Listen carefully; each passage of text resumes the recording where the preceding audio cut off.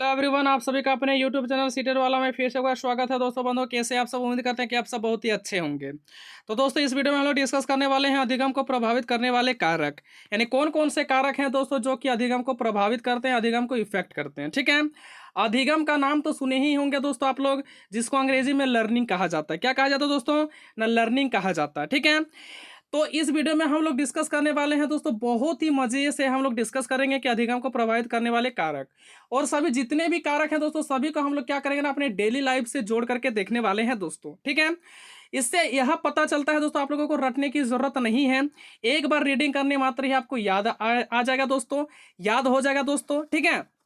और आपको यह भी पता है दोस्तों, अधिगम जो टॉपिक है दोस्तों, इससे बहुत सारे क्वेश्चन पूछे जाते हैं। किसमें दोस्तों? ना, यूपी टेट हो गया, सी टेट हो गया, जे टेट हो गया, और किसी भी स्टेट का, है ना, किसी भी स्टेट का टेट एग्जाम हो दोस्तों, आपके वहां पे उस पेपर में क्वेश्चन पूछे जाते हैं। किससे? ना, अधिगम से। ठीक है। तो देखिए दोस्तों, चलिए वीडियो को शुरू कर रहे हैं। और वीडियो को शुरू करने से पहले दोस्तों, यदि हमारे चैनल पर आप लोग नए हैं तो दोस्तों चैनल को लाइक कीजिएगा, सब्सक्राइब कीजिएगा और अपने दोस्तों के साथ इसे ज़्यादा से ज़्यादा शेयर कीजिएगा। और एक बात दोस्तों, हमारे ये जो चैनल है सीटेड वाला, उसको फटाक से सब्सक्राइब कर लीजिए, अपने दोस्तों के साथ हो सके तो ज़्यादा से ज़्यादा शेयर कर दीजिए दोस्तों। क्योंकि आज से दोस्तों आप लोगों का सीटेड 2023 जो कि जुलाई में होने वाला है, यूपी टेट भी होने वाला है दोस्तों। ये सारे टेट एग्जाम्स का जितना भी है दोस्तों, सारी टेट एग्जाम्स का जो है तैयारी शुरू करवा दिया गया है दोस्तों। ठीक है। तो आप लोगों से आग्रह है कि चैनल को सब्सक्राइब कर लीजिए और अपने दोस्तों के साथ भी इसे बोल दीजिए। ठीक है, कि यह चैनल को सब्सक्राइब कर लें। और मैं आपको गारंटी देता हूं दोस्तों, मैं आपसे वादा करता हूं कि मैं जिस प्रकार का वीडियो अपलोड कर रहा हूं दोस्तों, उसको सिर्फ आप लोग फॉलो कीजिएगा दोस्तों, आप लोगों को सफलता जरूर मिलेगी। ठीक है। आप लोगों को सफलता जरूर मिलेगी दोस्तों। आप लोगों को क्या क्या चीज़ मिलने वाला है दोस्तों, सबसे फर्स्ट देख लीजिए।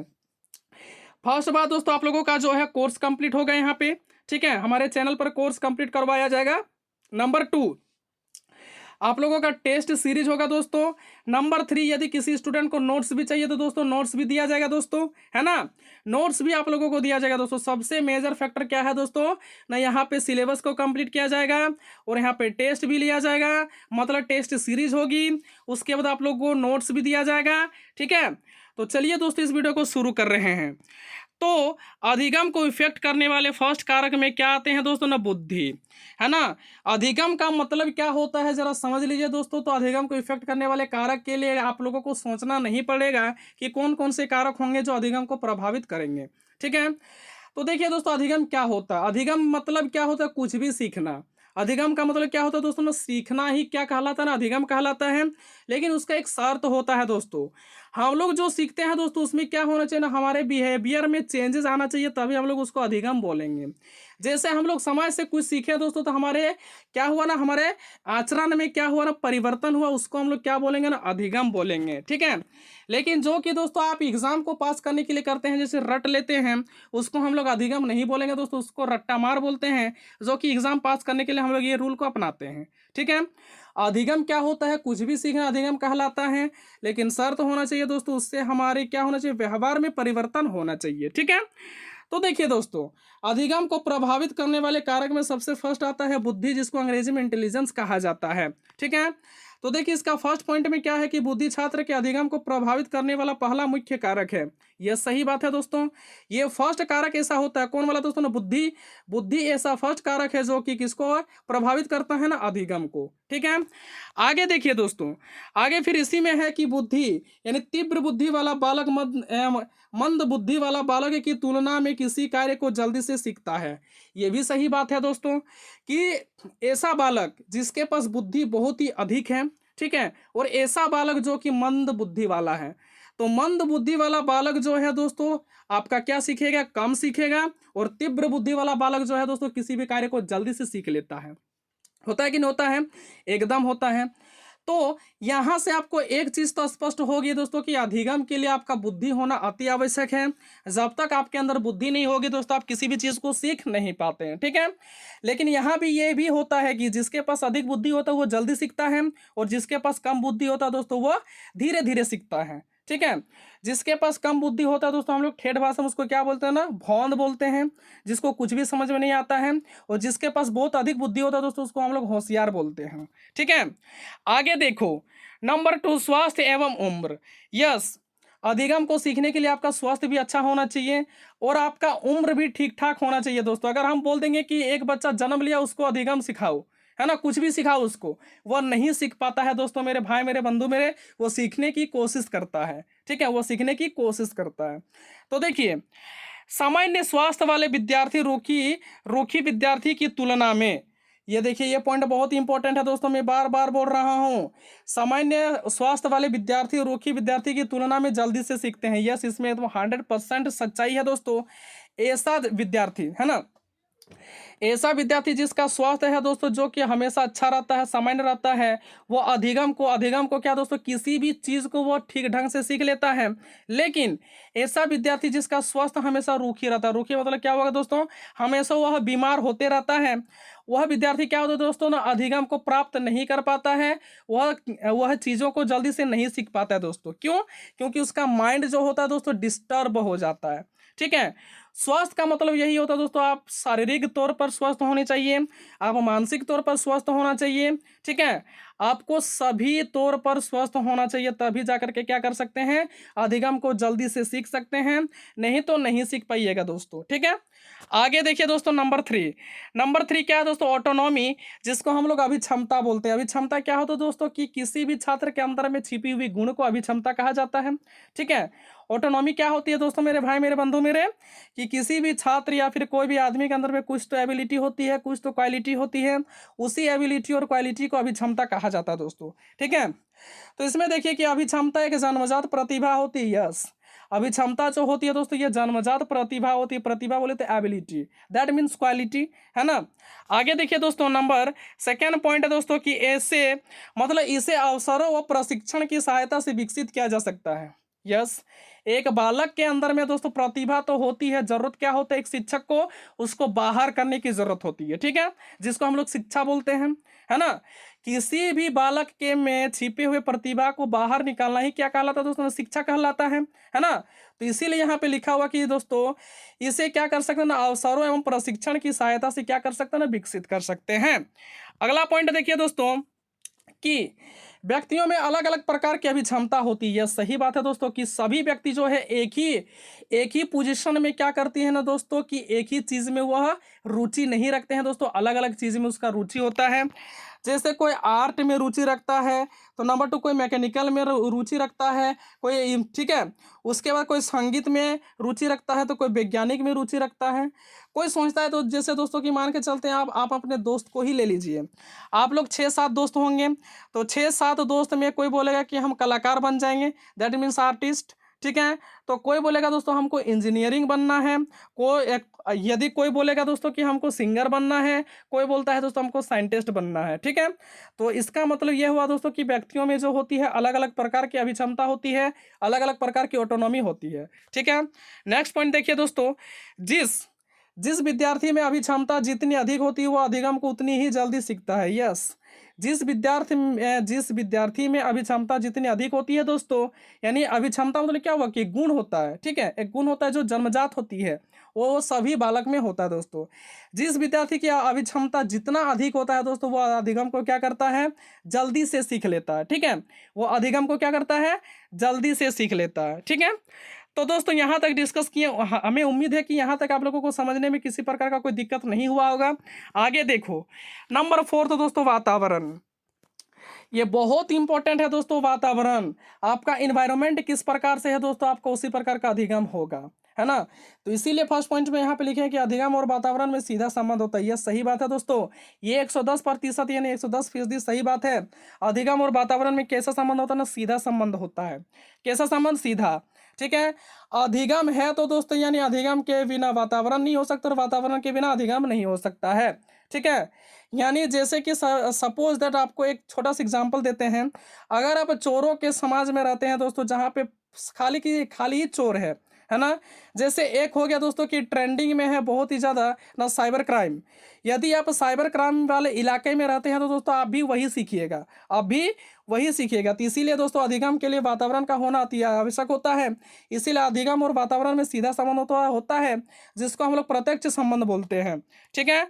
आगे देखिए, एक बालक के अधिगम को परिवार, वातावरण, समुदाय, कक्षा एवं विद्यालय प्रभावित करता है। यह सही बात है। एक बालक के अधिगम को कौन कौन इफेक्ट कर सकता है? नंबर फर्स्ट परिवार, नंबर टू वातावरण, नंबर थ्री समुदाय, नंबर फोर्थ कक्षा, नंबर फिफ्थ विद्यालय। ये सभी इफेक्ट करते हैं कौन दोस्तों ना? बालक के अधिगम को। ठीक है, अगला पॉइंट देखिए। अगला पॉइंट क्या है दोस्तों कि यदि वातावरण, विद्यालय, कक्षा तथा परिवार शांत, स्नेहपूर्ण एवं रुचिकर होता है तो दोस्तों एक बालक शीघ्रता से चीज़ों को सीख लेता है। यह सही बात है। यदि विद्यालय, यदि वातावरण शांत है, रुचिकर होता है दोस्तों, तो एक बालक जो होती है किसी भी चीज़ को शीघ्रता से सीख लेता है। ठीक है, इसके विपरीत इसके विपरीत यदि बोला जाए तो दोस्तों, इसके विपरीत यदि वातावरण दूषित होता है तो एक बालक को सीखने में बाधा उत्पन्न होती है। यह सही बात है। इसके विपरीत यदि मान के चलते हैं कि आपका वातावरण दूषित है, जैसे कि अभी हम बताए दोस्तों कि आप चोरों के अगर चोरों वाला वातावरण में रहिएगा तो दोस्तों आप चोरी करने ही सीखिएगा। आप साधु संतों के वातावरण में रहिएगा दोस्तों, आप साधु संत ही सीखिएगा। ठीक है, तो यदि वातावरण दूषित होता है तो दोस्तों एक बालक को सीखने में बहुत ही बाधा उत्पन्न होती है। वो मतलब कन्फ्यूज में पड़ जाता है दोस्तों, हमको क्या सीखना चाहिए, क्या नहीं सीखना चाहिए, क्या मेरे हित के लिए है और कौन मेरा हित के लिए नहीं है। ठीक है, आगे देखो नंबर फिफ्थ दोस्तों वंशानुक्रम, जिसको अंग्रेजी में हेरिडिटी कहा जाता है। अब ये वंशानुक्रम क्या होता है दोस्तों? वह गुण क्या होता है? वह गुण जिसे एक बालक को अपने माता पिता एवं पूर्वजों से मिलता है उसे वंशानुक्रम कहते हैं। जैसे कि देखिएगा दोस्तों कि हम लोग बोलते हैं कि ये मम्मी पर गया है या फिर पापा पर गया है, वो क्या होता है दोस्तों ना? वंशानुक्रम होता है। इसमें क्या होता है? गुण ट्रांसफर होना चाहिए, गुण ट्रांसफर। ठीक है, आगे देखिए दोस्तों, इसी में वंशानुक्रम की विशेषता जो होती है एक बालक के अधिगम को प्रभावित करती है। सही बात है दोस्तों कि वंशानुक्रम की जिस प्रकार की विशेषता होगी उसी प्रकार की उस बालक की अधिगम होगा। इसमें कोई दो राय वाली बात नहीं है कि वंशानुक्रम का जिस प्रकार की विशेषता होगी उसी प्रकार के बालक का अधिगम होगा। ठीक है, आगे देखिए दोस्तों, नंबर 6 पॉइंट में क्या है? रुचि। और किसी भी चीज़ को सीखने के लिए आपको इंटरेस्ट का होना अति आवश्यक है दोस्तों। यदि आप मैथमेटिक्स में इंटरेस्ट नहीं रखते हैं तो आप जिंदगी में मैथमेटिक्स नहीं सीख पाइएगा। यदि आप साइंस में रुचि नहीं रखते हैं दोस्तों, साइंस में इंटरेस्ट नहीं रखते हैं दोस्तों, तो आप साइंस को जिंदगी में कभी नहीं सीख पाइएगा। ठीक है, तो इसीलिए यदि हमें किसी कार्य को सीखने की रुचि, इच्छा है तो हम उसे शीघ्रता से सीख लेते हैं। यह सही बात है दोस्तों। यदि किसी कार्य को सीखने की हमें इच्छा होती है, अंदर दिल से इच्छा होती है दोस्तों, उसको हम लोग सीख सकते हैं जल्दी। ठीक है, इसके विपरीत इसके विपरीत यदि हमें जोर देकर कोई कार्य सिखाया जाता है तो हम उसे नहीं सीख पाते हैं। यदि हमारा फैमिली बोल जाता है कि आपको यदि मन है दोस्तों क्रिकेटर बनने का, यदि बोलता है कि फुटबॉलर बन जाओ या फिर डॉक्टर बन जाओ दोस्तों, वो आपसे नहीं हो पाता है। और इसीलिए क्या होता है ना, फैमिली वालों से आप लोग गाली सुनते हैं। ठीक है, मेरे साथ भी ऐसा बहुत कुछ हुआ है दोस्तों। ठीक, आगे देखिए, इस स्टेटमेंट को थॉर्नडाइक ने दिया। ये बहुत ही ज़्यादा इंपॉर्टेंट क्वेश्चन है दोस्तों, यही आपके सीटेट के एग्जाम में पूछा हुआ है कि इस स्टेटमेंट को किसने दिया है? ना थॉर्नडाइक ने दिया है। अगला देखिए दोस्तों, अभिप्रेरणा, जिसको मोटिवेशन कहते हैं दोस्तों। मोटिवेशन का बात हुआ तो दोस्तों संदीप माहेश्वरी को कौन नहीं जानता है दोस्तों? ओझा सर हो गया, कौन नहीं जानता है दोस्तों? सबको। और खान सर तो बोलना ही नहीं होगा दोस्तों, खान सर को सब कोई जानते हैं। ठीक है, अभी यहाँ पे मोटिवेशन की बात हो रही है तो दोस्तों नंबर फर्स्ट किसका आएगा? ना Khan sir, number 2 Sandeep Maheshwari, number 3 ओझा सर भी कभी कभार दे देते हैं दोस्तों मोटिवेशन। ठीक है, तो मोटिवेशन भी क्या होती है दोस्तों? अधिगम को प्रभावित करती है, अधिगम को इफेक्ट करती है। जितना अधिक प्रेरणा होगी दोस्तों अधिगम अधिगम उतना ही तीव्र होगा। यदि आप मान के चलते हैं दोस्तों संदीप माहेश्वरी के शो में गया तो एक दिन सोचिएगा क्या था कि हम पहाड़ को छोड़ देंगे। ठीक है, ऐसा ऐसा होता है दोस्तों, बहुत सारा बालक वैसा होता है। बहुत सारे स्टूडेंट को हमेशा देखे हैं जो कि संदीप माहेश्वरी के शो में गए, शो में आकर के यही सोच रखते हैं दोस्तों कि हम पहाड़ को भी धकेल के हटा सकते हैं। उसके अंदर में इतना जोश आ जाता है, जोश। ठीक है, मोटिवेशन का मतलब क्या होता है दोस्तों? जोश ही होता है, एक प्रकार का जोश होता है जो कि आपको कार्य करने के लिए क्या करती है ना, मोटिवेट करती है, यहाँ पे धकेलती है। ठीक है, आगे देखिए, इसके विपरीत मोटिवेशन जितना कम होगी अधिगम प्रक्रिया उतनी ही धीमी होगी। यस, यदि आप अंदर से मोटिवेट ही नहीं है दोस्तों तो आपका अधिगम उतना अच्छा नहीं होगा। ठीक है, आप किसी भी सीखने के लिए आपके अंदर में इच्छा होनी चाहिए, आपके अंदर में जोश होना चाहिए, जुनून होना चाहिए। और वही जोश और जो जुनून होता है दोस्तों उसी को तो मोटिवेशन कहा जाता है। ठीक है, वही जोश और क्या दोस्तों, वही जोश और जुनून को क्या कहा जाता है ना, मोटिवेशन कहा जाता है। आगे देखिए, नंबर 8 मैच्योरिटी यानी परिपक्वता। और अधिगम के लिए परिपक्वता तो बहुत ही इंपॉर्टेंट चीज़ है दोस्तों। हम अभी क्या बोले हैं आप लोगों को बोले हैं एक बालक का जन्म होता है दोस्तों, जन्म से ही आपको उसको बोल देंगे कि आप यहाँ से सीखिए। आप क्या लिखेंगे? इंग्लिश से इंग्लिश से कुछ भी लिख के दिखाइए, अपना नाम ही लिख के दिखाइए, तो वो नहीं ना सकेगा दोस्तों, मेरे भाई मेरे बंधु मेरे। क्यों? क्योंकि अभी उसके अंदर में मैच्योरिटी है ही नहीं। तो देखिए, इसको सबसे पहले थोड़ा सा रीडिंग कर लेते हैं, उसके बाद आप लोगों को समझाते हैं कि परिपक्व बालक सीखने में रुचि रखते हैं। यह सही बात है। ऐसा बालक जो मिच्योर हो जाता है दोस्तों, वो सीखने में रुचि रखते हैं। ठीक है। नंबर 2, इसी में दोस्तों, जिससे वह नई बातों को जल्दी से सीख लेता है। यस, यानी मैच्योरिटी बालक जो होता है दोस्तों, वो सीखने में रुचि रखता है, और जिसके कारण जो होता है वो नई नई बातों को जल्दी से सीख लेता है। आगे देखिए, इसी में इसके विपरीत अपरिपक्व व ठीक है, अपरिपक्व बालक सीखने में कठिनाइयों का अनुभव करते हैं, और यही इसी के इसके विपरीत जो छोटा बच्चा होता है दोस्तों, वो सीखने में कठिनाइयों का सामना करना पड़ता है। वो देखिएगा, कोई भी बालक अगर 6 में है तो उसको अगर मान के चलते मैट्रिक वाला दे दीजिएगा, तो सोचेगा कि हम इसको पढ़ेंगे ही नहीं, हम हम मतलब क्या करेंगे ना, पढ़ना लिखना छोड़ देंगे। ठीक है, उसके अंदर में यही सोच रहता है दोस्तों। ठीक है, तो इसीलिए यहाँ पे बोल रहा कि अपरिपक्व बालक जो होता है सीखने में कठिनाइयों का अनुभव करते हैं। नेक्स्ट देखिए, थकान, जिसको फैटिक बोलते हैं दोस्तों। थकान सीखने की प्रक्रिया में बाधा उत्पन्न करती है। सही बात है। यदि आप थक जाते हैं दोस्तों, तो आप आराम खोजते हैं। आपको अगर कुछ सिखाया दोस्तों, उस टाइम पे आप सीखना पसंद नहीं करते हैं। इसीलिए यहाँ पे बोला गया कि थकान सीखने की प्रक्रिया में बाधा उत्पन्न करती है। इसमें 100% सच्चाई है दोस्तों। अगला पॉइंट है दोस्तों कि थकान की स्थिति में एक बालक अधिगम प्रक्रिया में अपना ध्यान केंद्रित नहीं कर पाते हैं। यह सही बात है कि थकान की स्थिति में एक बालक जो होती है दोस्तों, अधिगम की प्रक्रिया में अपना ध्यान केंद्रित नहीं कर पाते हैं। इसके विपरीत क्या है दोस्तों, कि इसके विपरीत आराम की स्थिति में एक बालक अधिगम को शीघ्रता से अर्जित करते हैं। यह सही बात है। अगर मान के चलते हैं कि आराम की स्थिति में एक बालक है, आराम कर ले, उसका माइंड एकदम फ्रेश है, तो वो अधिगम को शीघ्रता से सीख लेता है। ठीक है। अगला देखिए दोस्तों, विषय वस्तु, जिसको सब्जेक्ट मैटर कहा जाता है। अधिगम की प्रक्रिया पर विषय वस्तु का भी प्रभाव पड़ता है। यह सही बात है। यानी किस प्रकार का सब्जेक्ट है, देखिएगा दोस्तों कि हर एक स्टूडेंट को अलग अलग सब्जेक्ट में रुचि रहता है। जैसे किसी का हिंदी में रहता है, तो किसी का साइंस में नहीं रहता है। और हम मैक्सिमम जन देखें दोस्तों कि लड़कियों का जो होता है मैथमेटिक्स में ध्यान तो एकदम ही नहीं होता है। ठीक है। आगे देखिए, कठिन बातों की तुलना में सरल बातों को बालक जल्दी से सीख जाता है। यह सही बात है। यानी कठिन बातों की तुलना में जो है दोस्तों, एक बालक जो है वो जल्दी से सीख जाता है। किसको ना, सरल बातों को। जैसे अगर हम यहाँ पे टेक्स्ट बुक का कुछ भी आप लोगों को याद करने के लिए देंगे, तो आप लोग याद नहीं कर पाइएगा। उसके अपोजिट दोस्तों, यदि आपको एक गाना सुना दिया जाए, तो आप गाने के लाइन को बहुत हद तक याद कर लेते हैं। क्यों? क्योंकि गाना आपको सुनने में अच्छा लगता है, आप उसमें इंटरेस्ट दिखाते हैं। ठीक है, वह सरल होता है। लेकिन टेक्स्ट बुक क्या है दोस्तों ना, बोरिंग टाइप होता है, जैसे कि आप लोग को लगता है। ठीक है, तो दोस्तों यहाँ तक हम लोग डिस्कस कर लिए, और यही था लास्ट पॉइंट है दोस्तों, विषय वस्तु तक। ठीक है, तो इस वीडियो में क्या जाना दोस्तों, नंबर फर्स्ट जाने की बुद्धि जो होता है अधिगम को प्रभावित करती है। नंबर 2 स्वास्थ्य हो गया दोस्तों, उम्र हो गया। उसके बाद दोस्तों थकान हो गया, वातावरण हो गया, वंशानुक्रम हो गया। ठीक है, उसके बाद दोस्तों आपका परिपक्वता हो गया, थकान हो गया। ये सब जितने भी कारक होते हैं दोस्तों, अधिगम को प्रभावित करते हैं। ठीक है, तो उम्मीद करते हैं दोस्तों यह वीडियो आप लोगों को पसंद आया होगा। यदि वीडियो पसंद आए तो दोस्तों वीडियो के अंदर एक प्यारा सा लाइक जरूर कीजिएगा, और अपने दोस्तों के साथ इसे शेयर जरूर कीजिएगा दोस्तों। ठीक है, क्योंकि आपका प्यारा सा लाइक करना ही हमारा मेहनत का फल होता है। तो चलिए दोस्तों, इस वीडियो में इतने डिस्कस करते हैं, मिलते हैं नेक्स्ट वीडियो पर। तब तक के लिए आप लोगों का बहुत बहुत धन्यवाद वीडियो के अंदर तक देखने के लिए। और वीडियो के अंदर में दोस्तों, जय हिंद, जय भारत।